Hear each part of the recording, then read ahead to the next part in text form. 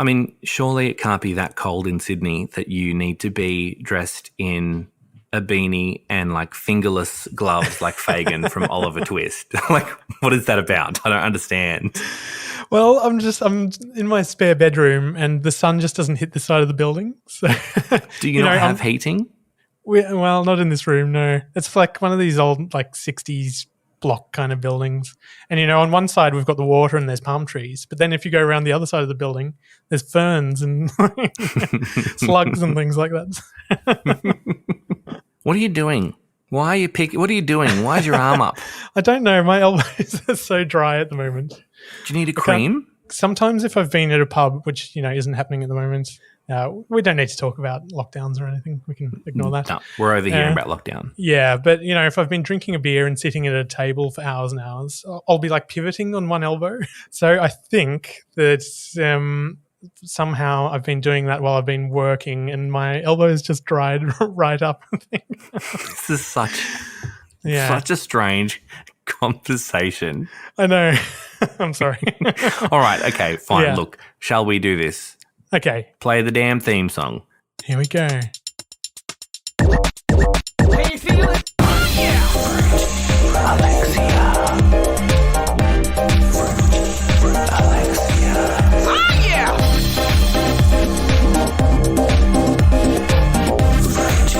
Oh, yeah. Can you feel it? Frankie. Can you feel it? Can you feel it? Frankie. Can't keep a good woman down. Alexia. Hey. There we go. Now, how long is it since we did a recording? It's been about a week now, I think. It has, yeah. Yeah. And I just wanted to ask you, does the name Sophie Faulkner mean anything to you? Okay. Firstly, I'm obsessed with Sophie Faulkner. And I think I know why you're asking. Who is she? I can tell you all about Sophie Faulkner because she's a beautiful national treasure. Sophie Faulkner is a television presenter, an Australian television presenter and model and spokeswoman. She was a letter turner. She was the co-hostess on Wheel of Fortune. And in the previous episode of Fruity Alexia, you asked me who replaced Adriana Exenides as the letter turner. Oh, no, that was not letter turner because letter turner was Sale of the Century. Was it? Yeah, No, letter turning was Sale of the Century. Wheel of Fortune Wheel was... of Fortune still had a letter turner. Oh, it did too. Yeah, okay, yeah. sorry, I stand Can I corrected. please have an E for Egbert? That's right. That's right, you did. That's right. So sorry. So Adriana Exenides, when she left... You're thinking of the home viewer. I probably am. So Adriana Exenides, when she left, they replaced her with Sophie Faulkner, the beautiful young blonde ingenue. Lavinia Nixon did come on and do it much later. I got it incorrect, although Lavinia Nixon is also a treasure, but I got that completely wrong. Sophie Faulkner is a total babe. She went on to do like The Great Outdoors and a whole bunch of other different shows and, was a spokeswoman for Burley and a whole bunch of other different brands, and she's great and we love her. So I apologise to any Sophie Faulkner diehards out there for omitting her from last week's episode unfairly. Yeah, well, I jumped in fairly wholeheartedly saying, yes, it was definitely Lavinia too, so I think we're both at fault here. Well, Lavinia, the reason I think we got it wrong, or I got it wrong and that you encouraged it, was because Lavinia Nixon did replace Jo Beth Taylor. Really? On hang on. Hey at Saturday. Oh, hey, okay, right. So we weren't entirely incorrect, but we were Jackie incorrect. Weaver in there somewhere? Jackie McDonald, not Jackie Weaver. Jackie McDonald, that's it. We're going to end up having to make more. So many corrections in this show. Yeah, next week is just corrections from the previous two. Jackie McDonald, if you're listening, sorry. Yeah. Jackie Weaver also, if you're listening, sorry. Yeah, and I hope you're listening. It'd be great if she was a listener. Any other corrections while we're just on the topic from last week? Yes, I have to say I also flubbed a bit of information. I gave you the wrong information last week about Grant Thomas Management. Grant Thomas Management, I said, managed Human Nature. They didn't manage Human Nature. Grant Thomas Management managed Crowded House and Alex Lloyd and George and a bunch of different acts. But nobody can manage Human Nature. Human Nature was managed by a different company called Caprice Management, which, they could manage human nature. in my defense, let me explain. Caprice Management were the second managers that Bardot had. So after Bardot broke their contract with Grant Thomas Management, which was after the show finished, they actually went to Caprice Management. So in my defense, I kind of was wrong, but also kind of right-ish. Yeah, exactly. Well, I officially forgive you, and so Thank you. And so too will our listeners. Yeah, and like, welcome to my world of remembering facts incorrectly and then repeating them and thinking you're okay and everything's wrong and confusing. And I'm not used to it. yeah, well, I've got plenty of hints to lull you into this world. It's going to get worse as you get older. So Great, can't wait. Yeah. I had a question actually, because I do the editing of the podcast, and I came across a bit where you said, I'm a total Katie Underwood stan. Oh, a stan. And I thought, oh no, he's made a mistake and I'll cut it out. And then I was like, oh, the sentence doesn't make sense. I'll just leave it in because, it might, if you're listening quickly, it might sound like you say fan. But then you said it again later when we were on a phone call. Yeah. And I realized I just don't know what that means. Well, bless you, you poor, poor simple man from yesteryear. All the kids out there listening are rolling their eyes. It's stan is modern day lingo. In fact, it's not even that modern day. Stan is like, if you're like a diehard fan for somebody. And I think, and I could be wrong, people please feel free to let us know in whether it's a comment on Instagram or a DM. I think Stan comes from the Eminem song Stan, which is about that fan. The song that Eminem wrote about a fan. Yeah, gotcha. Stan, and they're like being stalkery. And it's about having a diehard fan. Yeah, gotcha. I believe that's where it comes from. So if you're like, for you are like an Ace of Base stan. For me, I'm a Danny Minogue stan. Yeah, right? or an Afghanistan. or a Pakistan. No, we are not any of those stands. We are not. That's not what the stand means. Discourage you using that version of it. All right, we can move on then. Speaking of faux pas, I was listening back and I was a bit worried about, like, I kept saying girls instead of contestants. I keep meaning to say contestants. Sometimes I might say girls when I'm referring to them, and I apologize. Yeah. Do you know what? You know what? I think I understand why you want to correct that. Been cancelled on Twitter. Yeah. Yeah. Look, we'll be here forever if we're going to try and correct everything that we say, and we're going to say stuff that is quite organic and natural to us of a 20-something year. How long have we been friends? Like 150 years, really. So we're going to have a dialogue and exactly vocabulary between us. So I think we're not going to be able to kind of clock watch it. Yeah, it's true. And retrospectively. Change it and apologize for everything. So those of you who are listening who are offended by Alex or I referring to the contestants as girls, sorry, but we're probably going to do it in the future. Yeah. No offense intended. And, we're trying to learn. We grew up in Hobart, which wasn't exactly the most woke place when we were there as teenagers. But, we're trying to learn. And so, feel free to call us out if we say anything really horrible. Speaking of Hobart. I was chatting to my dad earlier in the week. Oh, bless him. Do you know that do you remember he was a limo driver for a while?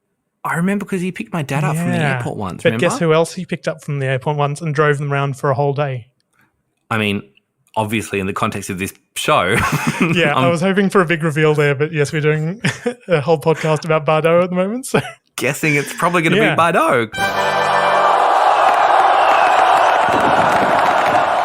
That's it. Oh my God. Wow, who'd have guessed? Maybe I'll put some sound effects under that or something. Yeah, amazing. People cheering. But he was saying that they were all sick, basically, and rather than, he was supposed to be taking them to HOFM. Yes, that's the name of the radio station down in Hobart. HOFM. I don't know if it is anymore. No, it's not anymore. It was at the time anyway. But instead he just took them to Gould's, the pharmacy, to get tissues and nasal sprays and stuff so that they could actually perform that night. And I actually don't know if they cancelled all that show or something. I don't know. They very possibly could have. I remember them coming to Hobart for a record signing, and I remember going and getting CDs signed. It was in Murray Street. It was in a little CD store that is not there anymore, obviously. But it was I think it was called Into Music or something. Yeah. I'm not quite sure, but it was called something anyway, and it was, Soldiers? No. Billions of people lined up down the street, and it was crazy. Hobart had never seen anything like it, I don't think. And the other thing I found out when I was talking to my dad was, I thought we'd come up with a great pun, Fruity Alexia, And the other thing he did before he was a limo driver was he used to work at a bottle shop. And apparently they used to call their boss Fruity Alexia. So, yeah, he'd already, Really? like, it was his, when he heard the name, he was like, oh, right, yeah, that's what we used to call my boss back at the pub I worked in. So, That's so funny. Was it a guy or a girl? I think it was a girl, Alexia. Yeah, a contestant, I should say. A contestant in life. Okay, well, I thought I'd just do a really quick recap this week because actually there's not a lot of stuff that happens in this episode, but you learn more about the characters. So I think I'll just whiz through, a little bit of a recap. So I've written it down. See if you can tell if I'm reading or not. In this episode, the judges are culling. So they start with 52 and go down to 25 by the end of the episode. The contestants are finding out if they're going to Sydney or not. It starts on a later round of callbacks, I think. They're still in their home cities and they're making the contestants do group work, which actually we need to discuss later, how much I love group work. And they're all given like 10 minutes to choreograph a whole song. And then the judges are just watching the tape from the group work for the rest of the show from like the privacy of their own office. So they're basically doing what we're doing. Like it almost looks like they're watching the show on a tiny TV in their office and deciding who's going to come to Sydney from that. And then a large chunk of the episode is, them on the phone to the contestants or with their family. Like the contestants have their families sitting around them and the judges say if yay or nay you're going to Sydney or not. And then there's a bit of a storyline around piercings as well, which seems to take up more time than some of the other storylines, which is a very odd thing for reality TV. I don't think you wouldn't see a whole half an episode taken up on Lego Masters with one of the contestants having a piercing, I don't think. Alexia. Okay, so you've just watched the show? I have. That is correct. What did you think? Out of 10, did you like this episode?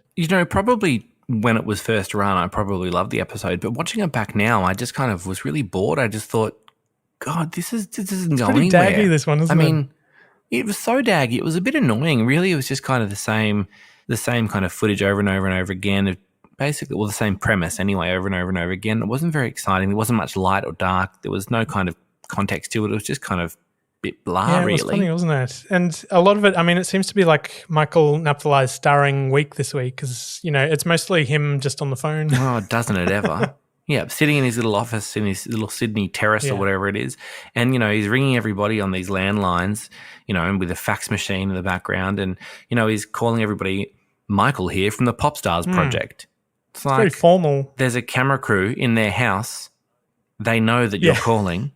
And also the Popstars project. I think that's probably, was a working title back in the day. Yeah, but don't show the audience that, You want it to be slick. And, totally.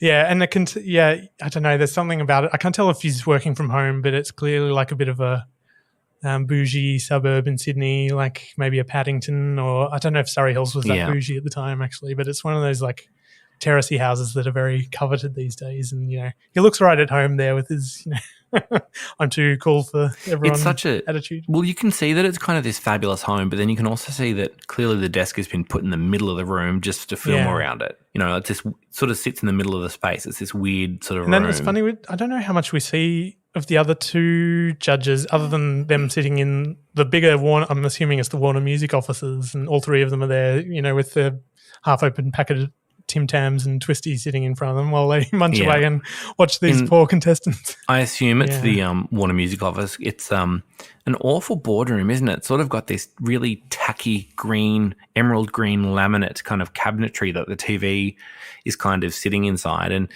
they're just kind of sitting around this table just watching playback of all the different girls around in their different home cities, having done their little group work. It's quite strange, really, because the only judge that we kind of have interact with the camera in the whole episode really is Michael Napthalai. So it's a bit strange because you kind of feel like the other two are kind of afterthoughts, Jackie O and Chris Moss, which is quite strange because, you'd be thinking it'd be the record label, wouldn't you, that would be doing the calls. I wonder if it was a decision by the producers of the documentary because they were like, he's young and hip or something, maybe. Yeah, exactly. Yeah. But it was a strange episode, and I'm going to blame Michael Napthali for that one. And I'd sort of forgotten as well that like they asked them to go and do group work. So they're back in their home cities still and haven't been sent to Sydney yet. And their final assignment is to basically, here's a song, go away into groups of 5 and choreograph what I'm presuming is like a 2.5 minute song in 10 minutes. Like with people you've never met before. Like it's going to take you a minute and a half to say all the hellos. And it just brought back all this anxiety about, I don't know, like if you get asked to do a group project or something like that at uni, it's always just the most horrible thing because, you know, you're relying on your marks to get your degree and stuff like that. And then you suddenly put in like this group of 4 people and there's always, you know, one person who's really keen and wants to do it well, someone who's kind of half keen but has lots of ideas that makes it difficult for anyone to make a decision, and then 2 people who just don't do anything at all. And so ultimately, I ended up doing a lot of the heavy lifting, and everyone else got the HDs from the work I did. I don't know if it. Don't know if it reminds me of university because I didn't go to university, but definitely group work sends a shiver up my spine. I think in like the context of doing auditions or workshopping plays or whatever, you're often lumped together with different people, and obviously everybody at an audition wants to be the person that's the star, right? And so in that little period of time, people are watching you and how you work as a team, but they also want to know that you're a standout, that you're a star, that you can portray different emotions and characters and all these different things. So it's kind of a battle of the egos and wills, and really that's kind of what this was as well. I mean, chuck them together, random groups of 5, go ahead, sing a song, dance, choreograph it, whatever. And the songs that they were given were really weird songs. Like one of them was My Sharona. One of them was My Sharona. What a weird choice. One of them was Mustang Sally, which is the only one you keep hearing repeated over and over again. Yeah. And Celebration by Kool and the Gang, which is the other one you hear over and over again. Yeah. It's really, really strange, like the choice of songs that they're given. That, I mean, clearly no girl band in their right mind would do My Sharona. I don't imagine. No. It just is ridiculous. So, you can kind of see that they've all basically just chosen Celebration and Mustang Sally. I don't know if that was on purpose so that they got a good understanding of the same song with different voices. I don't know. It was weird. So, of course, why we're really here is to reminisce about all the contestants that we know and love, the ones that make it, the ones that don't, the ones that stuck in our brains, the ones that we never thought of ever again. We should put that in the ad. Anyway, so I think one of my favorites is Reggae Hill still. Yes. Yeah. Me too. I loved her. She was great. Yeah. And she won me over because she sings Ace of Base, which straight away, she gets a place in my, I don't know. In your heart just for singing an Ace of Base song. Exactly. She was so good. I really liked her, and I know you really liked her as well. And, and I think they say, the narrator even says, Reggae Hill has a unique voice and a down-to-earth personality. And then it kind of cuts to Chris Moss, everyone sitting around a table, the judges, and Chris Moss goes... He's got a cup of soup in his hand and with a cup chocolate of around his mouth. in his hand. And he says something to the effect of, we're all looking for that flaw. Yeah. And I'm like, why are they looking for a flaw with her? I mean, they reference her appearance, they reference her dancing, but her voice is unique and lovely and up to scratch. But then he says, we're all looking for that flaw. Yeah, it's funny, isn't it? Because so clearly weird. She can do the dancing and stuff like that. But the other thing that he says is, she's dancing competently, but he kind of goes, it's not a question of whether she can do it or not. It's about how she looks when she does it. So that's what I like. They're looking for a flaw because they just don't think she fits the cookie cutter, I think. And they're like, how are we going to break it to her, or how are we going to justify this on national TV without looking bad? It's weird that they would even leave that in. I mean, today they would never leave that in. I mean, can you imagine if it was an episode of The Voice and you've got these people that spin around in their chairs, these famous judges, and they're like, she doesn't look like somebody I want on my team. Yeah. Spin me back around. I mean, it just wouldn't happen. So weird. I can't believe that they left it in. But yeah, it was pretty gross. I have to say it was pretty gross. Yeah. And then that's the next funny thing is that like Michael Napthali is there calling everybody, and he picks up and speak to Reggae and goes, I suspect you were expecting a call. And yeah, of course. Yeah. It's so weird. The camera crew, of course, is in her home. We know that, she's obviously going to get shafted. And so they're just there to film the heartbreak. Yeah. Yeah, clearly. It's awful. And it's sort of doubly worse, I think, because you're going to be, if they've got the camera crew at your house, you're clearly thinking in your head, they wouldn't go to all this effort unless exactly I was in it. Especially because it was like the first version of this type of program. So, you would have assumed that, they're not going to go to this much trouble if they're just going to, reject me. And, then when he hangs up the phone, and look, I think she handles it pretty well, to be honest. I think, she handles it pretty well. And this is reggae. She handles it pretty well. And she kind of goes, okay, back to music school on Monday. She looks really upset, but she's trying so hard not to cry. I do love before that, though. She's like, as soon as the phone hangs up, she sort of freezes and the mum sort of tries to console her and she actually like swats her away a bit. Like, go away, mum. I'm trying because clearly she's trying not to burst into tears. Don't want to cry. If anything interrupts it, like the poor mother. Well, it's weird. Swatted away. It's weird. And then, Michael Napthali says to the camera back in his office, she knew in her heart she wasn't going to make it. I'm like, did she? It sounds like all of you thought she was good, but then you didn't think she looked right. So why should she have any reason to think she wasn't going to make it? Because she was good enough except for her aesthetic. Yeah. It was such a weird thing to say, especially because he said himself that he thought her voice was good. It was so weird. Yeah. It was a bit icky, I thought. It was a bit the icky. other one that was really strange to me was, my little personal favorite, Cherry Weston Pierce. Oh, yeah. Who had the tongue. She's another down-to-earth piercing. one. And like they do a bit of she's from the country sort of. Yeah, they kind of paint her as like this local hippie kind of thing. Yeah. Which I guess probably she was, given that she had a tongue ring at the time to those people. They probably thought she was so strange.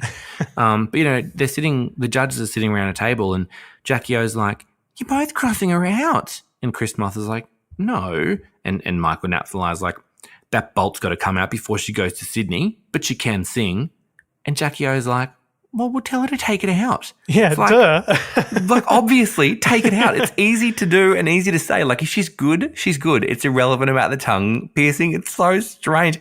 And it's such a dramatic overkill for a tongue piercing or a piercing at all. When piercings were all the rage at the time, they were so huge. Tongue piercings, nose piercings, labrettes, Monroes, everything was super, super big. Eyebrow rings especially, as a person who once, wore an eyebrow ring with great pride. And might yet still wear one. And might yet still do it just for you to celebrate the end of this podcast.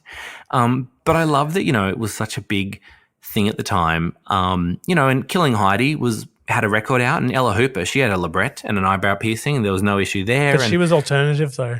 But she was, but so was Cherry, obviously, in a way. She just needed to be on the hottest 100 instead. I don't know. Triple J or something. It was so strange. And I love that Michael Napthali, who's the one who's so anti it, he's the one who is so anti it. He then goes, well, it looks great, but it doesn't sound right. It's like...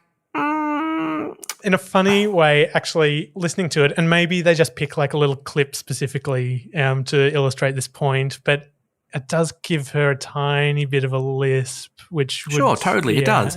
I mean, tongue piercings always give people a lisp, even if it's not for singing, so that makes sense, but it's easy enough to take it out. And it's certainly strange if you liked everything else about it that you wouldn't ask her to do it. And then, her friend or, I don't know, a sister or a mum or somebody. You say it's easy enough to take it out, but clearly her friend or her mum, they both... Come on. Yeah, it was like, Cinderella and the prince, I've never seen such a carry-on about a piercing. Yeah. My God. The friend or the sister or whatever, she gets a towel and she puts it up and into Cherry's mouth and tries to undo it and she can't get it done. And, I can't undo it. It's really tight. It's all for the TV cameras. And then, a little bit later in the episode, Cherry has to go into some kind of piercing shop and some heavily tattooed, pierced man puts on these, surgical gloves and takes her into a back room and just easily, just with half a second later, one half turn, one half turn, it's off. And he very sarcastically goes, oh my goodness, that was hard. Again, obviously for the camera, he obviously was not having a bar of it. But it was just so weird because it was so, basic and crudely produced. I mean, so overproduced for what it was and so produced in such a way that was like, lame. Yeah. So lame. Like, My only thought was maybe absolutely nothing else happened, and if it was just going to be a whole show of Michael Napthali speaking into a telephone. That's true. I mean, that's probably true. Yeah. It was pretty much the only story arc in the whole thing. I was thinking with Cherry, though, she could have done the old tooth trick with it instead of going to the tattoo guy. Do you know the one where you tie the string around it and then tie the string to the door and you get someone to slam the door and it pulls you? Are you kidding? Are you kidding? It would rip a hole through the poor girl's tongue. She'd look like a bloody lizard at the end of it.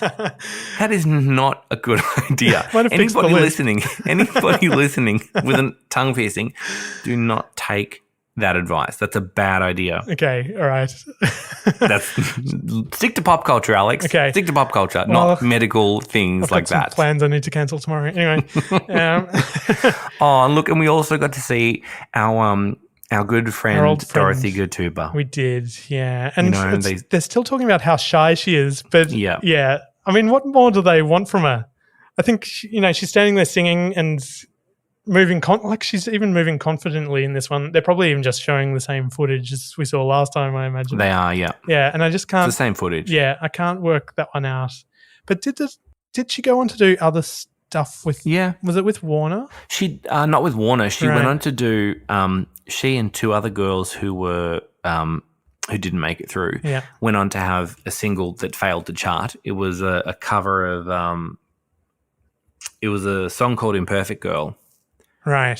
And it was a B-side that was a cover of Perfect, It's Got to Be, which is one of the audition songs. Right. So, it was a cute song and Dorothy was great in that song, but it just failed to chart, I presume because it was an independent label or something and it just didn't really do anything. Yeah. I, of course, bought it. Still got it? Isn't surprised. Of course I still have it. As if I'm throwing that out. It'll be in one of my boxes. Is it signed by Dorothy Gatuba? I'll have to send it to Kenya now to get it signed. Now she'll have like 3 PAs in her Netflix office and they'll be like, send it back to Australia. I wonder how she'd react. She'd either be very, very flattered or she'd smash it and throw it in the bin. I think she'd probably smash it. It's a younger Dorothy. I'm no longer her. Yeah. Oh, and then we see Sophie Monk and, she was great. And the judges are sitting around in their room and they're watching a video of her performing Happy Birthday, Mr. President. Yeah, that's right. Which was quite weird because it wasn't actually, in the episode that you and I watched, episode 1 last week, they didn't actually play that part. It wasn't actually in it. Yeah. So whoever uploaded it must not have recorded that particular part. But I do remember her singing that. I think there was a bit of conversation in the first episode and they said to her something like, what do you do for a job? And she said, I work at Movie World as a Marilyn Monroe impersonator or something. And then they asked her to sing Happy Birthday, I think, to Chris Moss or somebody, and she performs it and she does it. So that's what they're watching back, which is really weird because in the original episode that we saw, this time around, she sings My Heart Will Go On. Yeah. The amazing thing about that is, though, how do you remember this in such detail from 20 years ago? You know what my memory is like for this crap.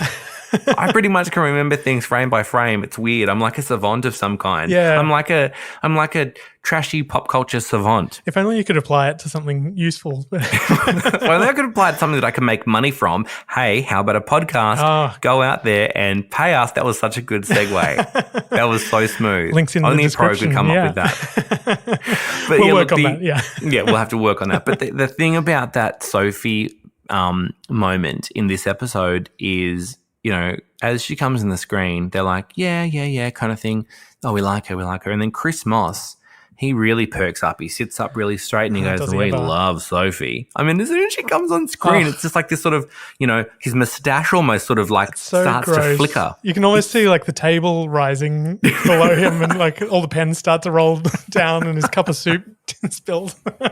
It was so really uncomfortable. Gross, it was sort of like, those kind of like, I don't know, like an Abbott and Costello movie from like the 30s or 40s or whatever, where like, their braces and their suspenders kind of, stretch and like their moustache spins around on their face and, steam comes out their ears or whatever. It was kind of like that. It was a weird moment. And it was, his arms, his eyebrows kind of went up and down like, the kind of guy that flashes his trench coat and goes, you want to buy a watch? Yeah. It's kind of like, we love Sophie.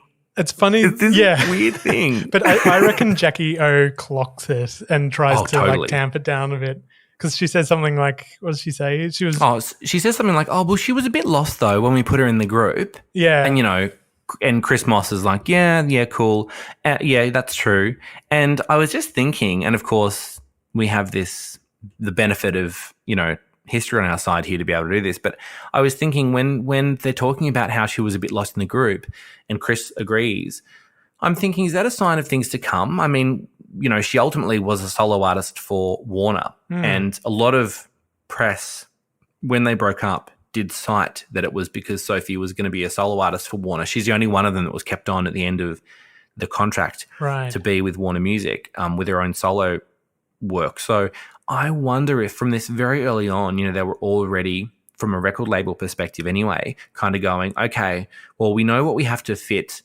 We know what we need to fit this product that we're launching now, but what can be a product for us in the future? Yeah. And I wonder if that was something, and maybe not. Maybe we're just looking too much into it, but I feel like that could have been something. Yeah, you might be right, because even in Poison, she doesn't really get that much of a lead line. She does a little trill before the last chorus or something, but she doesn't really feature that much in the actual vocal mix. Not I don't really. reckon, does she? No. And not really. She doesn't really feature that much in the vocal, the end vocal for Poison, or for the subsequent 2 singles from the debut album. And she doesn't really feature too prominently on the debut album either. All right. On the second album, she features, but she doesn't feature too prominently. On the second album, she definitely features much more prominently.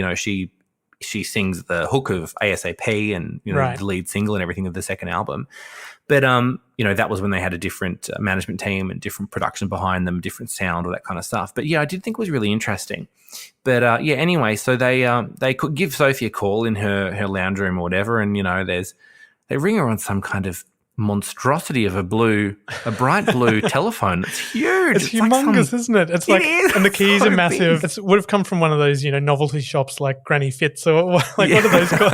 What are those From called? What's Someone New. who's what's new? Yeah. It had this weird kind of look to it. I was a bit like, what is that thing? It was so strange. It was like a public telephone or something. But the whole thing was so late 90s, early 2000s. As she answers the phone, she's in this kind of twin set, this sort of dove grey halter neck and these dove grey cropped capri pedal pusher pants. Yeah. That was such a cool thing. And she's got like a choker, like an armband around, like one of those fake henna tattoo armbands that were around people's arms up on their bicep. It's such a late 2000s, early noughties kind of look. And I mean, I'm still here for it because people would try and dress like it today. But my other favourite thing about that scene though is the family is sort of sitting in the background waiting to hear the news. And they are sitting on a couch that's it looks like covered in blankets. Yeah, it's been covered up by a blanket. It actually looks like, the camera crew got there and it was, had cigarette burns in it and it was brown and the dog had just weed on it. So they rushed down to Spotlight and grabbed the most bright blue and green fabric they could find and just chucked it on quickly. Quick, the phone's about to ring. Like Chuck it on. Family, sit down. Okay, go. It does feel a bit like that, doesn't it? It is quite weird because the family, there's I don't know, I can't remember now, but there'd probably be 5 or 6 people, probably all sort of sitting around in the background. I love it. And then we had Jemay. Speaking of fabric, did you spot Jemay Kaya, who's one of our favourites, I think? And they showed just this little clip of her audition, and it is so strange. She's got this scarf, a bit of fabric, and she's sort of doing a dance she's like a sarong of some kind. Yeah, she's exactly. flapping about. And she sort of lets it drop to the floor meaningfully and then does a bit of a twist and a turn. And she's kind of the opposite to Dorothy Gatuber, actually, because, the voiceover and the judges saying Dorothy's shy. Whereas Jemay Kaya and the family, they keep saying that how shy Jemay is. And all she's doing is doing the most ridiculous and outrageous, the biggest grand gestures out of anyone on the show.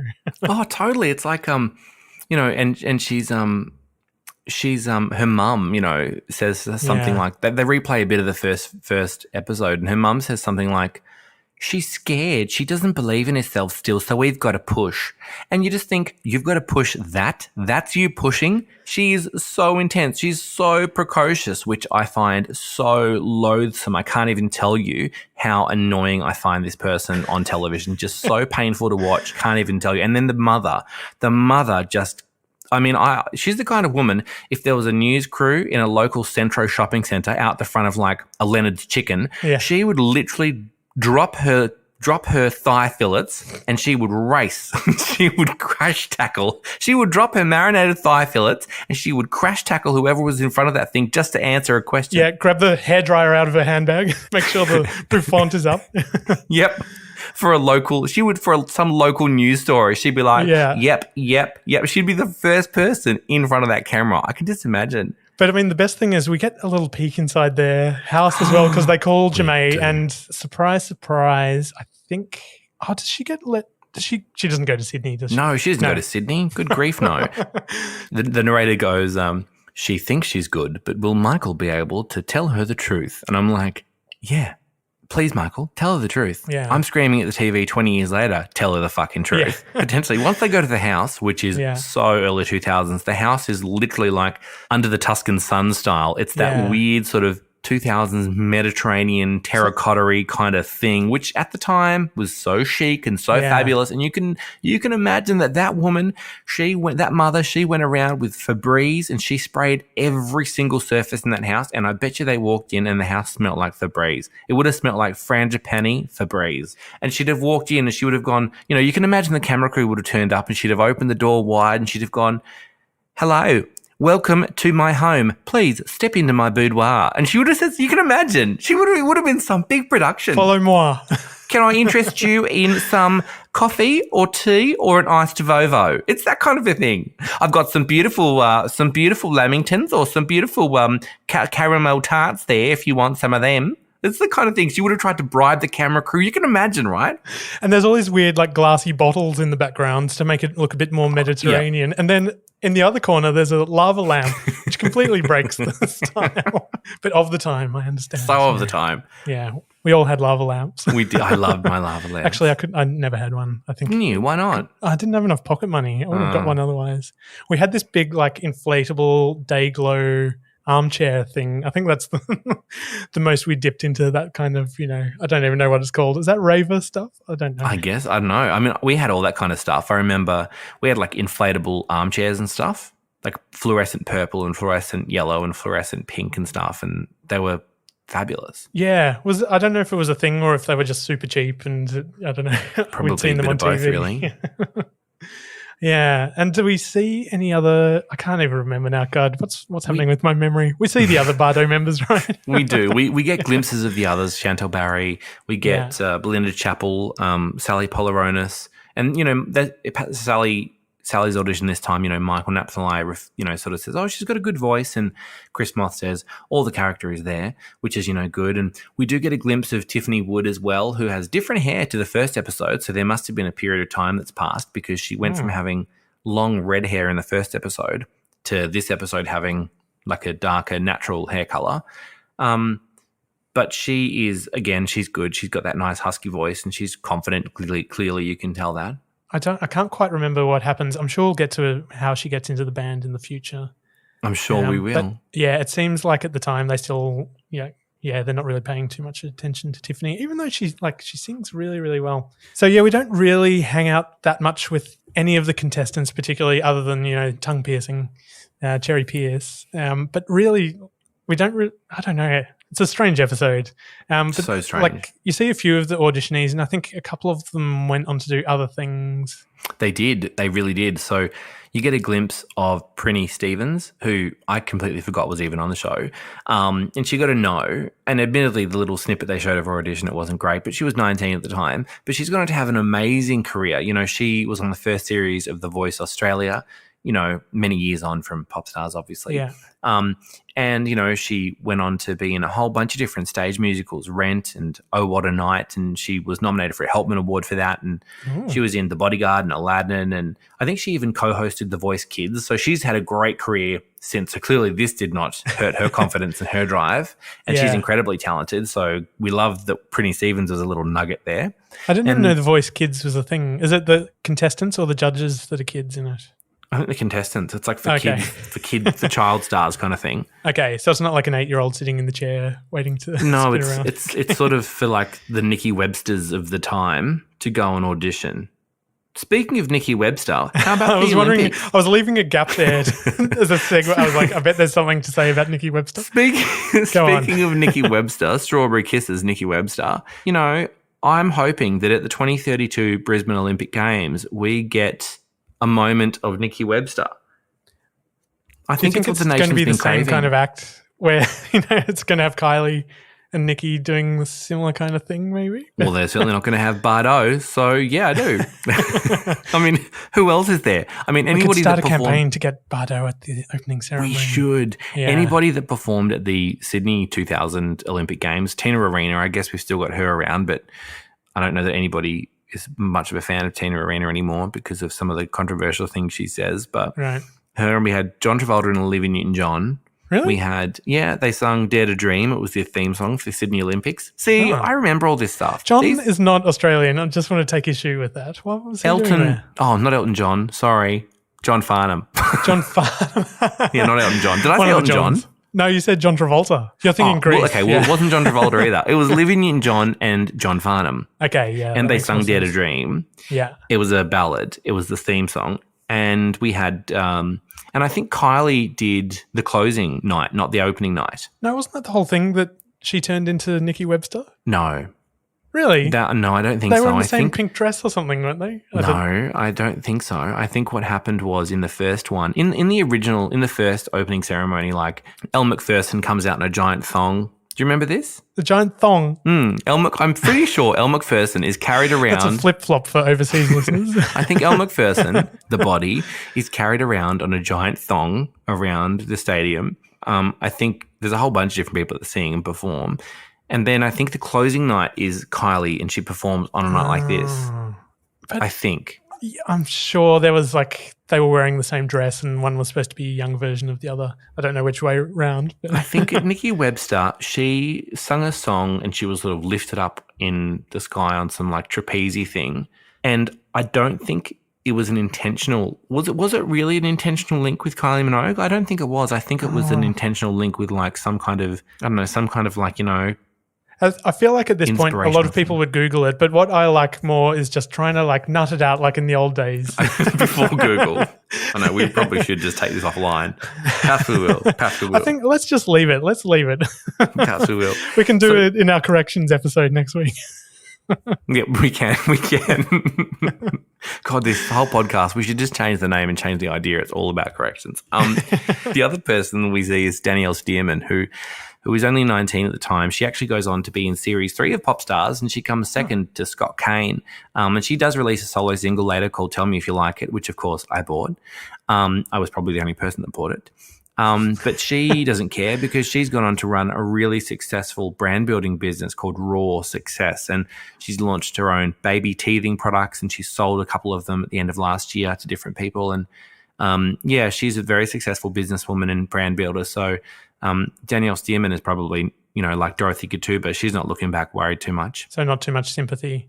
No. And does she get through to the next round? Does She end up in doesn't. Sydney? She doesn't. Oh, I don't, right. does she? No, I don't think she does. Or maybe she Yeah. does. Well, I we'll can't find remember. out. Find out in next. Tune in next week when we Yeah. find out if anything we said in this week's episode was correct. I'm going to err on the side of no. Yeah, probably don't. Yeah. You know who we've missed out? Our favourite of all of them, Katie Underwood, Listen, 23 at the we time. will never miss Katie Underwood. She is, amazing. And remember, where stands for Katie Underwood. Yeah. And I love that then they have the narrator makes this claim, her voice was never her strong point, but it always improved with each audition. I'm like, really? Her voice was never her strong point? Yeah. She's literally the only one of them who is still singing now. She does meditation healing music now. So her voice is so soothing and so calm and so beautiful, she can put people to sleep. And I think it's just because she doesn't have a big soprano voice. She's got a gutsy lower sound, which actually that's exactly what you need if you're trying to blend voices. If everyone's like Totally. a shrill coloratura thing going on, then it's going to sound like canaries. It was so weird. And I think you're right, because when you actually hear back all these auditions, a lot of the ones that they say no to have this really weird vibrato that they hold on to. It seems so overworked and overdone and so pointless for a pop band. You can just tell that they're trying so hard, these girls, to impress. And then you've got somebody like Katie Underwood who just comes in and nails it. She just absolutely fucking wipes the floor with everybody. And then they go, her voice was never really her strong point. I've got an idea. How about you go fuck yourself? Her voice was totally fine. Yeah. But I love the other thing that I thought was really interesting in this episode. I love that they also reference, Katie has that something, a presence. And I'm like, yes, she does. That's what it is. She was the first to leave the group, to do her own solo career. She got a job in something like Hair, the musical on the West End or something, didn't she? No, it was an Australian touring production of Hair that she left for, which apparently was brought to her by the Popstars producers, the band managers. And they basically said, hey, look, this offer has come up. Do you want to do it? Yes or no? And at that point, the girls in the band hadn't made any money. And this gigging job around Australia doing hair, she was going to be paid $2,500 or $3,000 or something to do a week. So she was like, yep, okay. Yeah. So clearly the management could see the band going downhill and they still wanted their 15% from somewhere. I think so. And you could kind of see that even in this episode when the voiceover guy says, she has that something, it's a presence. It's an early sign of what I suppose we call the X factor now. You can just tell it's a bit the same way that they referenced Sophie earlier. They just linger on them ever so slightly longer, and you can just tell that that's clearly already sort of being thought about. And, Sophie's got it, Katie's got it, I think Jackie O has it, and Chris Moss has a moustache. The temptation is when you're watching reality TV to jump on and make fun of the contestants, I think. But now that we're sort of analysing, this very early proto version of a reality show, I feel a bit of sympathy for everyone who's auditioning, especially at this point. Like, they're all trying their hardest and, we're all just sitting at home judging them. And then again, 20 years later, here we are on a podcast judging them all over again. And even Jamae, who's clearly she's set up to be a bit of a joke contestant, by the show. She's still doing her best, and I'm sure with a bit of guidance, she would have been okay, wouldn't she? Oh, piss off. She was never going to be great. Firstly, let me just address the Jamae thing. Fine. Maybe I can see how you would think that she was set up to be a bit of a joke. You can't tell me that the way she took on that first audition, pacing around the room, pushing through the girls, waving that bit of fabric around, screeching at the top of her lungs, excerpts from each fabric audition is the smoking song. gun, isn't it? It is. It absolutely is. And she can't even do one whole audition song. She does the choruses of each song. Yeah. I mean, the fact that the mother and the grandmother went, and then when they do this second episode that we've just watched, when they go to a house and all that kind of thing, it's like maybe they did set her up to be the joke, but really, I mean, she walked in there and she did all that. You can't, if you objectively sat there and you took out the voiceovers and you watched that audition, anybody sitting at home is going to just be like, that person is an absolute clown just watching it. I mean, I think I'm sure, that's because she's young and she's excited and she wants to be famous and all these different things. And she's been told she's great and brilliant, like a lot of young performers. But, so in a way, it's not really her fault. But I don't have sympathy for people who go on national television by choice and embarrass the shit out of themselves. In terms of everybody else, who auditioned for the show, I think we're looking, it's interesting to look back on it through the lens of today, because we look back on it now and we know what was happening.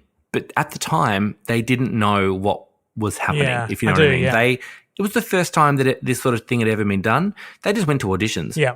They were no different to every other audition, except there were cameras around. And then, the band, this was sort of in November, December of 1999, and the show wasn't going to air until April. So this is like a good 5 or 6 months beforehand, before there was any kind of whiff of publicity or media around it. It was just entering a competition from New Idea magazine.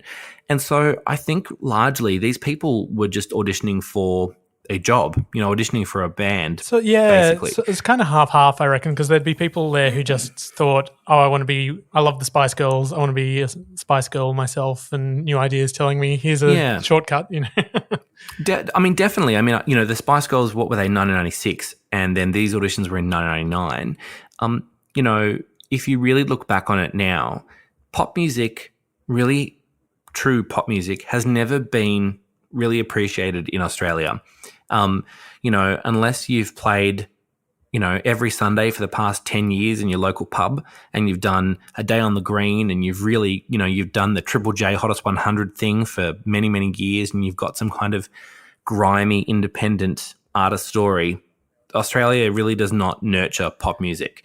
And you can see that today. We've got plenty of great talented people, and we just don't really hear anything about them. And I think this is no different. If you think back to the 90s in Australian pop music, we think about Kylie in the early 90s, which was really the end of the 80s. Yeah. And then in the middle of the 90s, things went really never heard a whiff from alternative Kylie. as well, sort of mid-90s. It was really alternative, Silverchair and Powderfinger and a lot of overseas acts. And then, in the late 90s, after the Spice Girls made pop cool again, you think about all of the things, all the bands, the worldwide bands that we look back on fondly, things like Spice Girls or Five or Westlife or Aqua or Bewitched or any of those kind of really famous any of those one-hit wonders, yeah. Yeah, all those famous kind of really poppy bands from England or from America, in the later 90s, Britney Spears in 1999, which, remember, that's the year that Popstars was being auditioned for. So pop was cool again. So I think a lot of these people auditioning, they were really just kind of thinking, we're going to be pop stars. I don't think there was much thought, doesn't seem like there was much thought given to the TV angle of it because it had never been done before. Yeah, right. So when you see it retrospectively now, I think that's why I think the editing is so clunky. It looks so cheaply produced.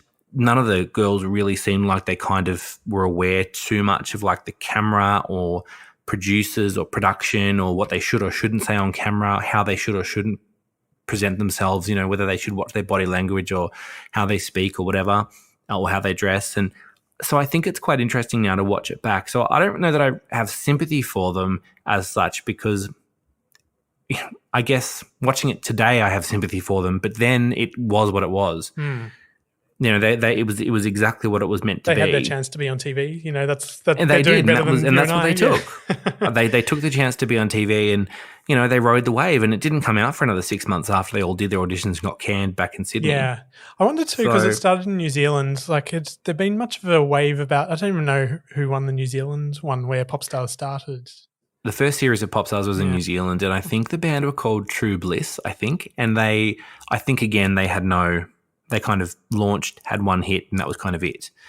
But, really, with Popstars Australia being much, much, much more successful and being, maybe a little more well-known and this exported a little bit better through Southeast Asia and, they tried to do some stuff in the UK and all of that, which made sense because of the pop thing. But really, when you watch the show back now, you can kind of see that they were really just shoehorning five girls into a brand, and it was not really about music. And you can kind of see that a whole bunch of the auditionees, the opera girls, the musical theatre girls, anybody with a bit of alternative style or sort of indie kind of flair, they all get canned straight away. Exactly. And they pick these girls for the final 25 or whatever it is to go to Sydney in the next episode. They pick these girls based on looks, based on can they move, and based on can their voices fit into predetermined spaces for the songs that have already been bought and chosen for the debut album. Have we missed anyone? I can't. I don't know. It's late in the day. I have to go cook dinner in a minute. And I have to go out for dinner. Is there anyone we've missed talking about? I think, it was a strange episode. I think, don't worry, anyone listening, it gets more exciting from here on in. And actually, what you were saying about people not really producing themselves in front of the camera, I feel like when we get down to the sort of final band, we see a lot more of that and just them being themselves. And so, there's more to come. Don't you worry. But for now, anyone wanted to make any last comments on before we go and have our respective dinners? No, I don't have any last comments. I just think it's really nice to be able to watch this back. It feels really nice to watch it. I don't really watch too much reality television at the moment. I'm now that is first run reality television today in 2021. I feel like I'm probably too cynical for it, and I think it is too overproduced. But it is really nice and feels quite wholesome to watch this actually back. And of course, it's quite fun to reminisce. And of course, reminiscing with you is always one of my favorite things to do on any day ever. Yeah. But especially about something like this, which I think a lot of people have great affection for. I think the nation was rooting for Bardot. The nation was rooting for whoever was going to win this show. Yeah. You're not a fan of reality shows that are first run today, but I have one final question for you. Would you go on Beauty and the Geek just to meet Sophie Monk? Would I be the beauty? If I was the beauty, of course I would. Would I do a reality TV show? Yes, that's probably, you know what, that can be our mini episode for next week. Would I do a reality television show? Yes, I think I would, and let's talk about that. And we'll circle back on Sophie and Beauty and the Geek as well.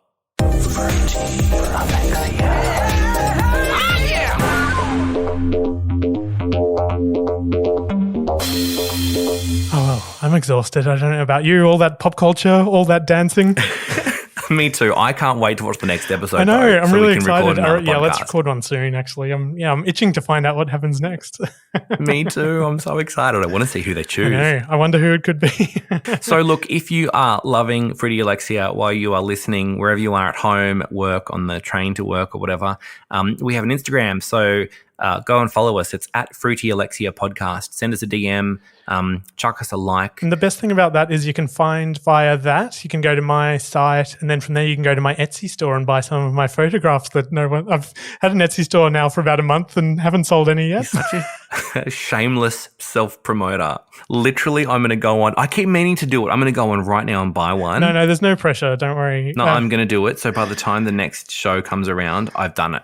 Anyway, Okay? rather than me begging my friends, I thought it would be good to beg the listeners of this podcast to follow the link in the description to go to our Acast support page so you can send Fruity Alexia a little thank you with a $sign in front of it. Don't thank us, just send cash. Yeah. Look, do you know what? I'm going to start a trend. I'll tell you what. I'm going to buy one of your photos. And hopefully from after this episode, other people will go into your Etsy store and buy other ones and support you. Because I can't bear to sit here watching you without a selfie ring light in front of you with that yellow light on you. Looks like you've got, looks like you've got jaundice or, a liver infection or something because you're so yellow in that yellow light. Well, I haven't been checked. Maybe I do. Well, there you go. It's a shame we can't do, what's it called? Not face swap. What's the thing in Instagram where you cover over your pores? A face swap on Instagram? What do you mean? What's the one where you make yourself look all like you've been in makeup, but instead it like just makes beauty you look... face or whatever it's called. Yeah. Do you still use that one? Are you allowed to tell? I don't use it. I've never used it. I don't have an Apple. I've only got a Samsung. Yeah. I don't have an Apple. I can't use it. I've only got a Samsung. I don't So what's think the it one has you're that. using for your Instagram That's just feed? natural, you little bitch. My Instagram has not been filtered. I don't use a filter. Although when any of my friends use a filter, then I can't repost the photo because they filtered me and I look incredible in the photos, but it looks like, somebody's kind of dusted the white Vaseline across the camera lens and I look amazing. And suddenly to spot the difference between that photo and the other in ones real you put life. up. Okay, enough of this bullshit. You have to go cook dinner for your wife. I have to go out and get dinner. I've got a whole tub of chocolate mousse to eat too. You've got chocolate mousse to eat? Yeah, it's like shame mousse, like the one you buy in a tub at the supermarket. Shame mousse. And it's not good, but you just eat it from a spoon, like with a spoon straight from the tub. That sounds a combination of terrifying and amazing at the same time. I'll let you know how it goes. Well, you enjoy your shame mousse. Thanks. I'm going to go and enjoy my dinner out. Thank you for listening, people at home or wherever you are, and we will see you next time on Fruity Alexia. Bye. Can you feel it? Can you feel it? Can't keep a good woman down.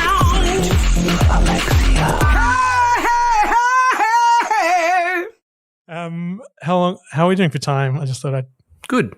Okay. Good. We're doing well. Sorry.